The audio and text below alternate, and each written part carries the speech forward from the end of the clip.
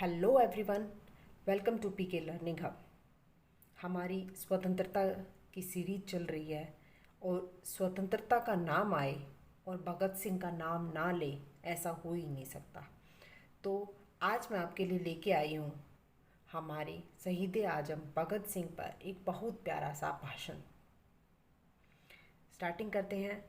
तो आज मैंने स्टार्टिंग लिखी है। आज मैं आपको ये नहीं कहूँगी कि मेरी लास्ट वीडियो से चेक करना, क्योंकि वो चीज़ रिपीट होती थी, इसलिए मैं आपको ये बोलती थी कि आप मेरी लास्ट वीडियो से चेक कर सकते हो। बट मुझे कमेंट आए कि मैम प्लीज़ हमें बताएं कि हम स्पीच की स्टार्टिंग कैसे करें, कैसे।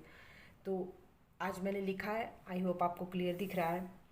आदरणीय प्रधानाचार्य जी या आदरणीय मुख्याध्यापक जी, उपस्थित अतिथिगण, अगर आपका फंक्शन इंडिपेंडेंस डे का फंक्शन अगर आपका स्कूल लेवल पे है तो आपको ये ऐड करने की नीड नहीं है, ये ऐड करने की ज़रूरत नहीं है। अगर आपके स्कूल में गेस्ट इनवाइटेड है तो आप यहाँ पे लिखोगे या स्पेशली उनका नाम भी जो है लिख सकते हो।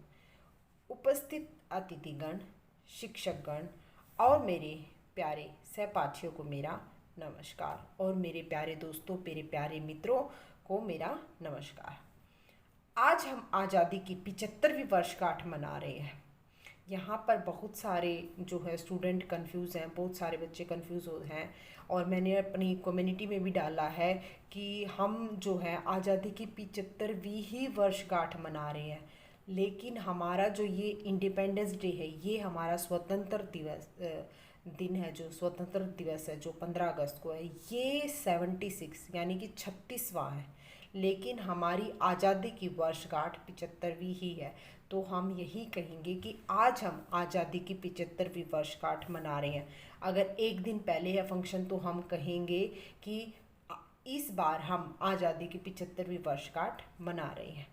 जब आज़ादी की बात आती है तो सबसे पहले महान स्वतंत्रता सेनानी भगत सिंह की याद आती है। मर कर भी मेरे दिल से वतन की उल्फत नहीं निकलेगी, मर कर भी मेरे दिल से वतन की उल्फत नहीं निकलेगी, मेरी मिट्टी से भी वतन की ही खुशबू आएगी। आज जो मैं आगाज लिख रहा हूँ उसका अंजाम कल आएगा, मेरे खून का एक एक कतरा कभी तो इंकलाब लाएगा। तो ये भगत सिंह ने लिखी हैं। इसमें कुछ शब्द, कुछ वर्ड ऐसे हैं जो उर्दू के यूज़ किए गए हैं।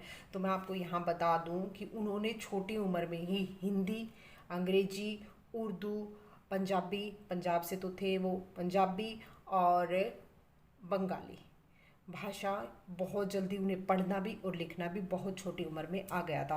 तो जो भी वो लिखते थे, जो कविताएं लिखते थे, जो भी, तो वो अपना उसमें उर्दू के जो शब्द जो है काफ़ी यूज़ करते थे। जब भी यह वाक्य या कोट बोला जाता है तब भारतीय इतिहास के सबसे महान स्वतंत्रता सेनानियों में से एक भगत सिंह की याद दिला देता है। अमर शहीदों में से भगत सिंह का नाम पूरे गर्व और प्रमुखता से लिया जाता। अगर हमारे आज़ादी जो अमर शहीद हुए हैं उनमें अगर सबसे पहले नाम किसी का लिया जाता है तो हर युवा की जुबान पे सबसे पहले भगत सिंह का नाम आता है। तो अब थोड़ा सा उनका इंट्रो बताएंगे कि भगत सिंह कौन थे, कहाँ उनका जन्म हुआ। भगत सिंह का जन्म 28 सितंबर 1907 को पंजाब के एक बंगा गांव में एक सिख परिवार में हुआ। वे सिख थे। जो ये बंगा गांव है अब ये पाकिस्तान में है, अब हमारे इंडिया में नहीं है। तो जब हमारा जो है इंडिया और पाकिस्तान जो जो दोनों डिवाइड हुए, विभाजित हुए, तो वो पाकिस्तान के अंदर वो जगह चली गई। उनके पिता का नाम सरदार किशन सिंह और माता का नाम विद्यावती कौर था। तो ये जानना जरूरी है क्योंकि उनके परिवार के बारे में, क्योंकि उनका परिवार भी एक देश प्रेमी था। थे वो सिख लेकिन वो आर्य समाजी थे, वो सिर्फ देश प्रेमी थे, देश से प्रेम करते थे। भगत सिंह के पिता सरदार किशन सिंह और उनके दो चाचा अजीत सिंह और स्वर्ण सिंह अंग्रेजों के खिलाफ होने के कारण जेल में थे। जिस दिन भगत सिंह का जन्म हुआ उसी दिन ये जेल से रिहा हुए थे, और इस शुभ दिन के मौके पर उनकी दादी ने उनका नाम भागो वाला रख दिया था। ए मुंडा बड़ो भागो वाला है। तो उनकी दादी ने कहा था कि भगत सिंह जो है बड़े भाग वाला पैदा हुआ, यानी कि बहुत भाग्यशाली है, कि इस दिन इनके चाचा, दोनों चाचा और उनके पापा जो है जेल से रिहा हुए, और बाद में ये नाम जो है भगत सिंह के नाम से कहा जाने लगा। उन्हें भागो भागो कहते थे और फिर ये नाम बदल के क्या हो गया, भगत सिंह। बचपन से ही क्रांति के किस्से सुनकर बड़े हुए भगत सिंह पर स्वतंत्रता आंदोलन का गहरा प्रभाव पड़ा था। अब जिस फैमिली से वो बिलोंग करते थे, जिस फैमिली से थे, तो वहाँ पर जो है सब स्वतंत्रता आंदोलन से जुड़े हुए थे और देश प्रेमी थे, तो उस चीज़ का बच्चे पे प्रभाव पड़ता और उसका शुरू से ही था। जलियांवाला बाग के भीषण नरसंहार ने इनकी आंतरिक शांति को ख़त्म कर दिया। जलियांवाला बाग जो है जब हुआ, जब सिर्फ जो है भगत सिंह 12 साल के थे, तो इतनी छोटी उम्र में ही जब उसने देखा जो ये जलियांवाला बाग का जो ये हत्याकांड हुआ, तो उन्होंने उसे अंदर तक हिला दिया कि हमारे साथ अंग्रेज कैसा कर रही हैं। तो 14 साल की उम्र में ही इन्होंने क्रांतिकारी संस्थाओं में काम करना शुरू कर दिया। ये 14 साल की उम्र में ही क्रांतिकारी जो संस्थाएं थी उनसे जुड़ गई और जुलूसे में भाग लिया। उस टाइम जो था तो अंग्रेज़ों का जो कहर था, तो बहुत अलग अलग तरह से जो क्रांतिकारी थे वो जुलूस निकालते थे ताकि हमारी जो वो क्रांति है वो हर एक युवा तक पहुँचे, हर एक लोगों तक पहुँचे जो वो क्रांति करते थे और अंग्रेज़ों तक भी पहुँचे। भगत सिंह युवाओं के लिए एक मिसाल बन गए और कई युवा क्रांतिकारी उनसे जुड़ने लगे। तो जो उनके अंदर गट्स था, जो प्रेम, देशभक्ति थी, देश के लिए जो प्रेम था, उसको देखते हुए जो युवा थे उस टाइम के, वो उसके साथ जुड़ने लगे। साइमन कमीशन का विरोध करने वाले क्रांतिकारियों पर अंग्रेज़ों ने लाठियां चलाई। तो जैसे मैंने अभी बताया आपको कि अलग अलग तरह की अलग अलग जगह पे क्रांति होती थी, तो इसी तरह से साइमन कमीशन का जो है विरोध हो रहा था। तो उसके लिए जो क्रांति कर रहे थे उसमें मेन जो थे लाला लाजपत राय थे। तो अंग्रेज़ों ने वहाँ पर लाठियाँ चलवाई जिसमें लाला लाजपत राय जी शहीद हो गए। अब लाला जी की मौत के बदले में भगत सिंह ने police superintendent Scott James Saunders की बीच सड़क पर गोली मारकर हत्या कर दी। तो उनके अंदर बिल्कुल आग वो होती थी। एक टाइम ऐसा था जब वो मतलब गांधी प्रेमी हो गए थे।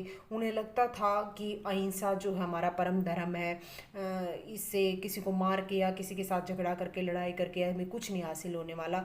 लेकिन जब उन्होंने देखा कि शांति से कुछ नहीं होने वाला है, तो सबसे मेन तो जैसे मैंने आपको बताया कि जलियांवाला बाग का जो था वो उन्होंने अपने सामने देखा, तो उसके बाद उनके अंदर की ज्वाला जो है उभर कर आई।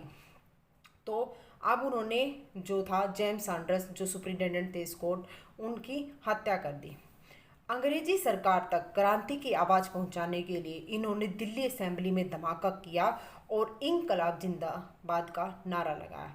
अब धमाका किया उन्होंने, लेकिन धमाके के बाद वहाँ से भगत सिंह नहीं भागे।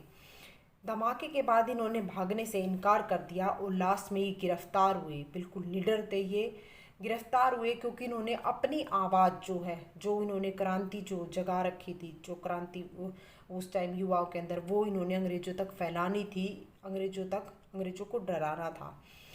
23 मार्च 1931 को, अब लास्ट में इन्होंने इनकार कर दिया था, अब ये गिरफ्तार हुए और 23 मार्च 1931 को राजगुरु और सुखदेव के साथ इन्हें फांसी की सजा दी गई। भगत सिंह देशभक्ति के प्रतीक है। प्रतीक थे नहीं, यहाँ लिखा है मैंने हैं, क्योंकि आज भी वो युवाओं के जो है मन में जो कहीं ना कहीं जो है अपना जो है एक रूप रखे हुए हैं, अपना प्रभाव छोड़े हुए हैं।